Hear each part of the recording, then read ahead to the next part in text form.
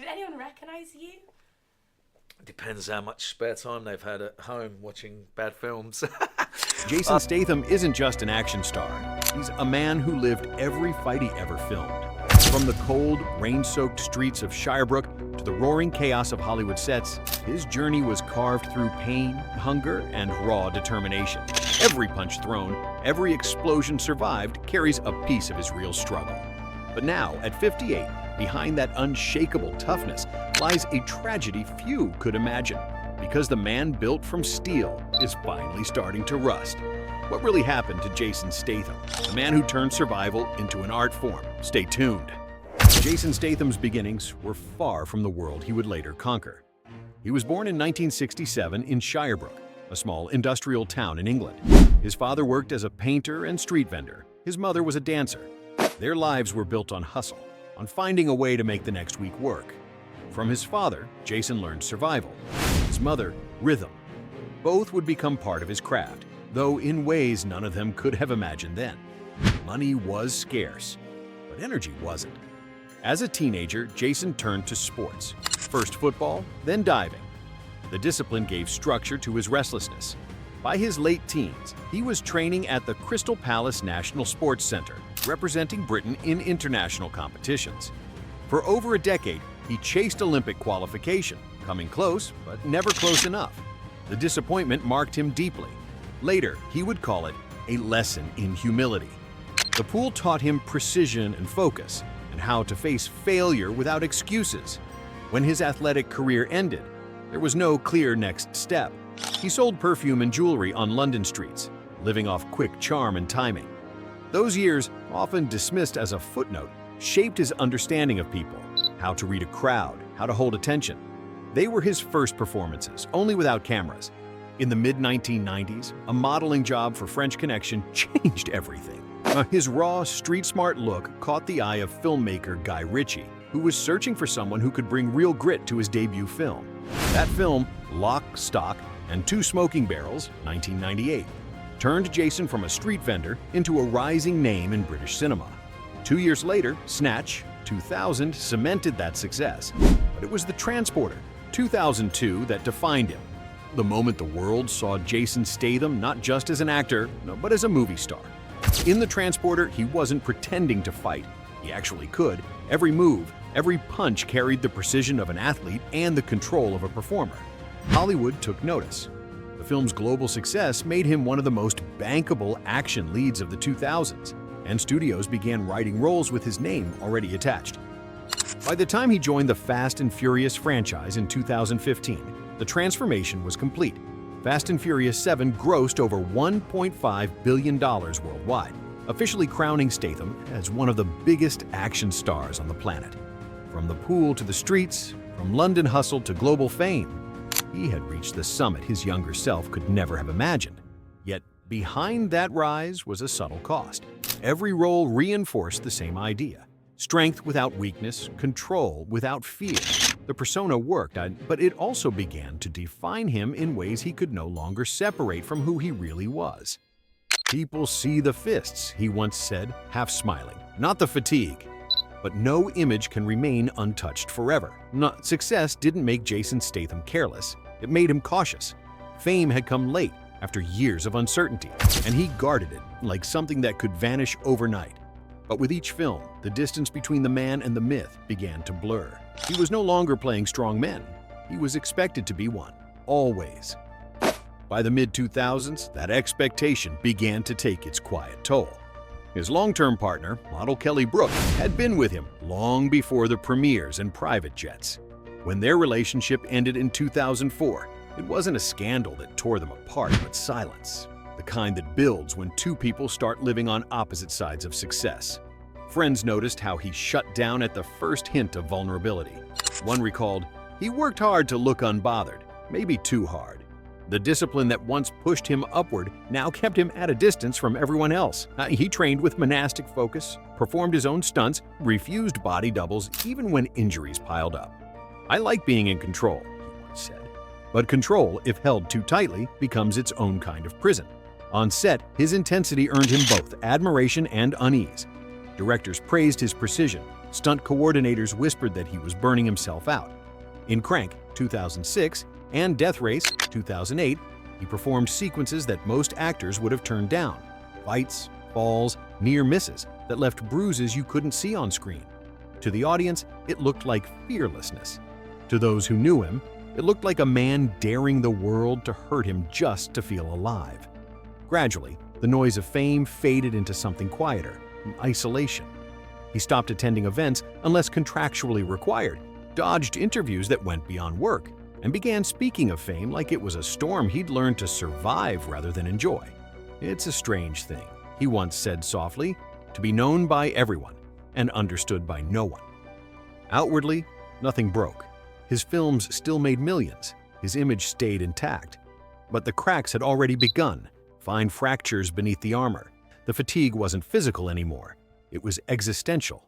And in Hollywood, that's the kind that eventually shows. And then, everything changed. The turning point came quietly, disguised as routine. In 2011, during the filming of The Expendables 2 in Bulgaria, a stunt went wrong. A prop explosion detonated too early, killing a young performer named Kun Liu.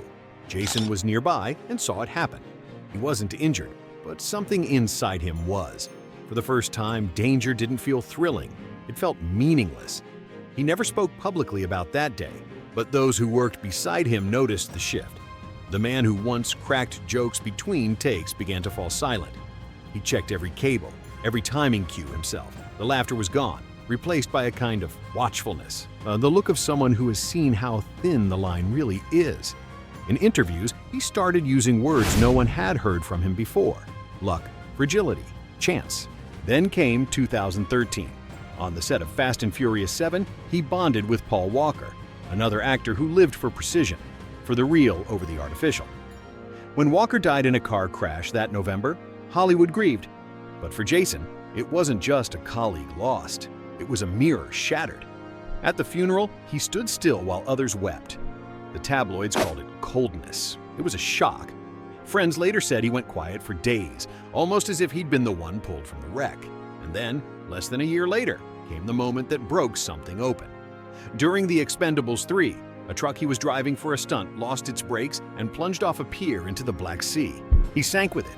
Metal, water, weight, until instinct took over. He kicked out a window, escaped, and surfaced. Alive, but changed. The crew called it a miracle. He called it a warning. After that, the extremes stopped calling to him. The near-death experience left scars no camera could capture. He turned down high-risk stunts, spoke about safety, and began favoring stillness over spectacle. But in Hollywood, self-preservation looks like weakness. Younger, flashier names took the roles once written for him. CGI replaced blood and bruises. The studios that used to chase him now moved on without notice. For the first time in 20 years, Jason Statham, the man who never flinched, looked around and realized the fight had shifted, and he was no longer in it. Outwardly, nothing seemed wrong. The films still made money. The jawline, the stare, still there, but the energy was gone. His body ached, his confidence dimmed. He stopped living in Los Angeles, spending more time in quiet places where no one called him tough. The tabloids misread his silence as arrogance. Those who knew better called it surrender. He wasn't canceled.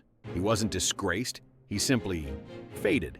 A different kind of fall, one without noise, without scandal, just the slow retreat of a man who had given everything to an image that could no longer hold him. But within that silence came something else, a reckoning. He began to understand that strength was never about control or impact, but endurance. That survival, and not perfection, was the true measure of power. The man who once dove into chaos now chased stillness, even if it meant losing the spotlight. Because when the noise fades and the lights go dark, what remains is the hardest battle of all, learning to live as yourself again. In the years that followed, Jason Statham's world became smaller, not out of failure, but by design. He had spent decades proving that nothing could break him. Now he wanted to see what happened when he finally stopped fighting. He married Rosie Huntington Whiteley, a woman who knew both the spotlight and the cost of living under it. Together they built a life far from the machinery of Hollywood, a quiet home on the outskirts of London, where noise is replaced by the sound of his son's laughter. To outsiders, it looks simple. But for Jason, Simplicity is the rarest luxury he's ever earned. He still trains every morning. The routine is the same: the push-ups, the sparring, the precision. But the goal has changed. It's no longer about building power. It's about maintaining peace. The discipline that once fueled his career now anchors his sanity. He calls it keeping the mind clean. The interviews he gives these days are short, careful, almost minimalist. When he speaks of success, he doesn't talk about box office numbers or fame. He talks about gratitude, about time. You blink, he said in one rare moment of reflection, and 20 years are gone. You spend half of them trying to get somewhere, and the rest trying to get back. There's a weariness in his tone now. Not defeat, but awareness. He knows the price of everything he's achieved. The broken ribs that ache when it rains, the friendships lost to distance, the identity built on surviving what should have destroyed him. Yet, instead of anger, there's calm acceptance. You can't outfight gravity, he once said, half smiling. Hey, it sounded like a joke, but it wasn't. It was an admission that even the toughest men eventually run out of things to fight against. Fatherhood softened him in ways no role ever could. He cooks for his family, reads bedtime stories, and spends evenings with no agenda. After a lifetime of explosions and noise, silence has become his favorite sound. It's not retirement, it's recovery. Still, beneath the calm, there's something reflective, almost haunted. A man who has faced death so many times on screen can't help but think about what it means off-screen. Not as spectacle, but as truth. The old thrill of danger has faded, replaced by an understanding of how fragile everything really is.